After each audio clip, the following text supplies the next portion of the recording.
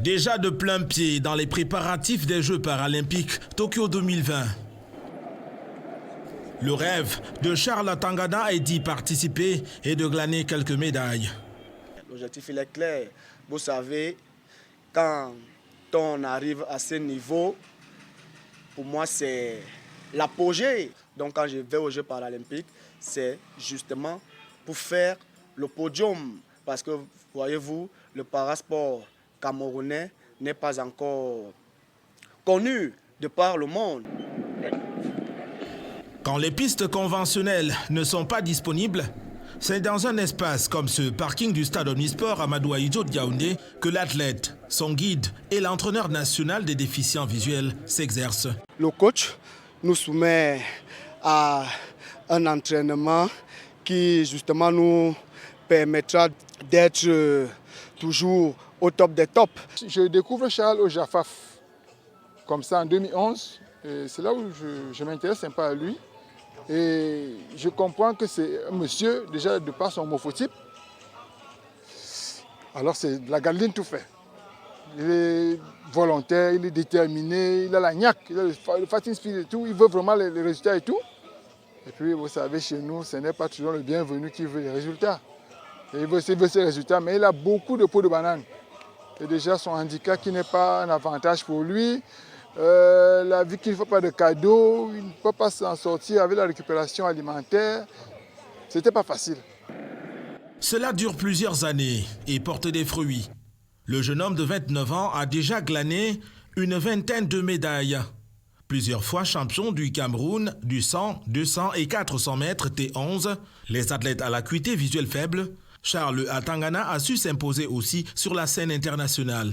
Médailles d'or, d'argent et de bronze ont été récoltés au Grand Prix de Dubaï, FASA en 2015, avec une qualification pour les Jeux Olympiques de Rio 2016.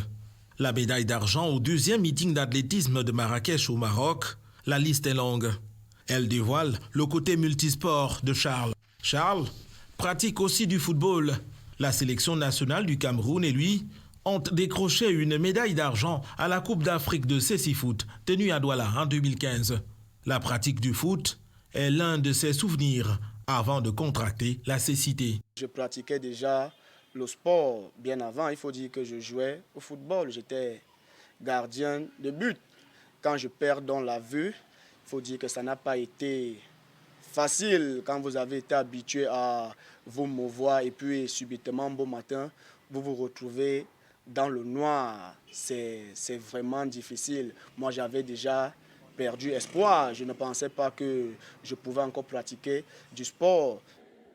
2007, l'année noire. Charles, qui n'était pas aveugle à sa naissance, perd la vue. L'anomalie visuelle à sa venue au monde va s'aggraver du fait d'une erreur médicale. Je voyais d'abord, comme tout le monde. Et c'est avec le temps que la maladie a commencé à prendre de l'ampleur. On a donc prescrit les verres pour myope. J'ai mis ces verres, mais malheureusement, plus je mettais les verres, plus la vue, ça faiblissait. Et quand je disais cela au médecin qui me suivait, il était carré. Pour lui, il était question que je mette les verres. Donc, quand j'effectue mon premier voyage à Dubaï, le diagnostic qu'on fait de ce côté-là démontre que je n'ai pas la myopie. J'ai plutôt ce qu'on appelle la rétinopigmentaire. Malgré la déficience visuelle, Charles a maintenu ses ambitions académiques et sportives. L'étudiant en cycle de recherche doctorale, Université de Yaoundé 1, maintient le cap. Le sport, il est aléatoire. Vous pouvez vous casser la jambe et tout, et paf, voilà une carrière, j'étais dans l'eau. Par contre, avec les études, même étant handicapé, quand la tête est bien faite, vous avancez. Il parvient à allier sport et études, malgré le déséquilibre par moment. L'on ne saurait privilégier un côté au détriment de l'autre, parce que les deux vont ensemble. C'est vrai qu'à un certain moment, avec la pression des compétitions, le sport a souvent tendance à prendre le dessus. Charles a quitté sa famille nucléaire pour affirmer son autonomie.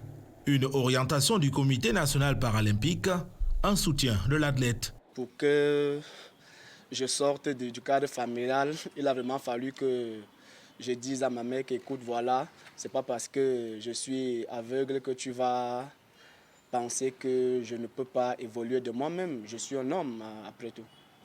Fonder une famille est en cours. Sa compagne a adhéré au projet matrimonial.